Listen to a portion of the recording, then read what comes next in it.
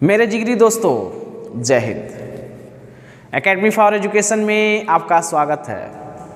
हम लगातार बोर्ड की तैयारी शुरू हो चुकी में कुछ ऐसे टॉपिक की बात करते हैं जो आपके आने वाले आगामी एग्ज़ाम में कहीं न कहीं किसी न किसी रूप में मिलेंगे। तो सीधी बात, नो बकवास में चलिए बात कर लेते हैं। आज हम बात करेंगे क्लास 10th का कुछ इम्पॉर्टेंट फैक्ट मैथ के बारे में। ये जो आपका जो चैप्टर है उस चैप्टर का नाम है दो चरों वाले रैखिक समीकरण। तो इसमें दो चरों वाले जो रैखिक समीकरण के बारे में बात जब करेंगे तो आपके इम्पॉर्टेंट फैक्ट है। आगे चल करके हम कुछ क्वेश्चन के ऊपर बात करेंगे। तो चलिए बात कर लेते हैं कि दो चरों वाले रैखिक समीकरण युग्म क्या होता है। मान लेंगे दो समान चरों जो x तथा y होंगे में दो रैखिक समीकरणों को दो चरों के रैखिक समीकरण युग्म कहते हैं। जो दो चर आपके हैं x तथा y में दो चर रैखिक समीकरणों का समान रूप क्या होता है? a1x plus b1y plus c1 बराबर 0। समीकरण 1 a2x plus b2y plus c2 बराबर 0। समीकरण 2 जब ये दोनों चरों वाले रैखिक समीकरण जब बनते हैं तो एक निकाय का निर्माण करते हैं। इसे ही क्या कहा जाता है? समीकरण का रैखिक समीकरण का निकाय। जहाँ a1 b1 c1 और a2 b2 c2 क्या होते हैं? ये सभी वास्तविक संख्याएं होती है, रियल नंबर होती है। अगला पॉइंट, दो चरों वाले रैखिक समीकरण युग्म का हल कैसे ज्ञात किया जाता है? तो हल ज्ञात करने के लिए कई विधियां होती हैं। पहली विधि को आलेखी विधि जिसे ग्राफिकल मेथड कहा जाता है। दूसरा विधि विलोपन विधि जिसे एलिमिनेशन मेथड। तीसरा प्रतिस्थापन विधि सब्स्टिट्यूशन मेथड। और चौथा जो होता है बज गुणनखंड विधि क्रॉस मल्टीप्लिकेशन मेथड। तो हम ये आने वाले वीडियो में हम चारों मेथड के बारे में बात करेंगे और ये मेथड इतने अच्छे से बताया जाएगा कि आपको पूरी तरह से क्या होगा समझ में आ जाएंगे। 2-3 क्वेश्चन उदाहरण लेके हम बता देंगे और 2-3 क्वेश्चन चलेगा तो आपको पूरी तरह से क्या होंगे समझ में आ जाएंगे। तो अगला टॉपिक की बात करते हैं। ऊपर दिए गए समीकरणों को एक साथ लेने पर दो सरल रेखाओं का निरूपण करते हैं। इनके लिए कितनी स्थितियां प्राप्त होती है? 3 स्थितियां प्राप्त होती है। पहली स्थिति क्या है? यदि रैखिक समीकरण निकाय ग्राफ, मान लीजिए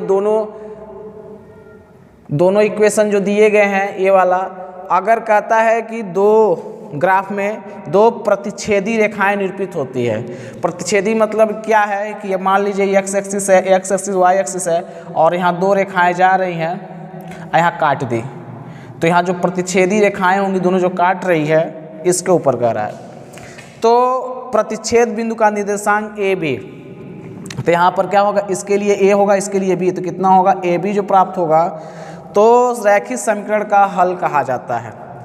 अतः निकाय का हल इसमें क्या हो? अद्वितीय होता है, मतलब फिक्स होता है, अद्वितीय। और इस तरह के रैखिक समीकरण युग्म को रैखिक समीकरणों का संगत युग्म कहा जाता है। इसे कंसिस्टेंट कहा जाता है। क्या कहा जाता है? कंसिस्टेंट। दूसरी स्थिति क्या होती है? यदि रैखिक समीकरण का निकाय का ग्राफ समांतर रेखाओं को निरूपित करता है।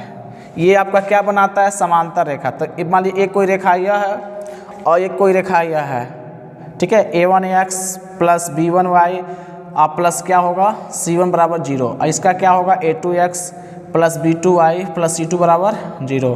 तो देखिए दोनों लाइनें कभी कहीं टच नहीं करेगी, जाके अनंत पर इनफाइनाइट पर टच करेंगी। तो हमको क्या है? अनंत से कोई मतलब नहीं, हमको कहीं टच नहीं कर रही हैं। तो देखिए इसे क्या कहते हैं? समांतर रेखा निरूपित करता है। उनका कोई प्रतिच्छेद बिंदु नहीं होता है, अर्थात x और y का कोई मान नहीं प्राप्त होगा। जब कहीं टच नहीं कर रही हैं तो इसका कोई मान प्राप्त नहीं होगा जो दोनों समीकरणों को संतुष्ट करता है।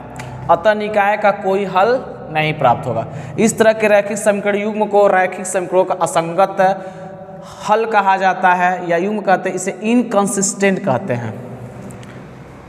तीसरी जो स्थिति है, यदि रैखिक समीकरण का निकाय ग्राफ संपाती रेखाओं के निरूपित करे तो अपरिमित रूप से अनेक उभयनिष्ठ बिंदु होंगे। अतः निकाय के अपरिमित रूप से अनेक हल प्राप्त होंगे। तो ध्यान दीजिएगा, एक रेखा कहाँ इधर जा रही है, इसी के ऊपर एक रेखा और जा रही है। जैसे a1 क्या है? a1x plus b1y plus c1 एक रेखा है IC के ऊपर क्या कर रही है, एक रेखा और जा रही है A2x plus B2y plus C2 बराबर 0। तो इसी पे दो रेखाएं गई हैं तो कह देंगे कि उभयनिष्ठ बिंदु होंगे, बहुत सारे उभयनिष्ठ बिंदु होंगे।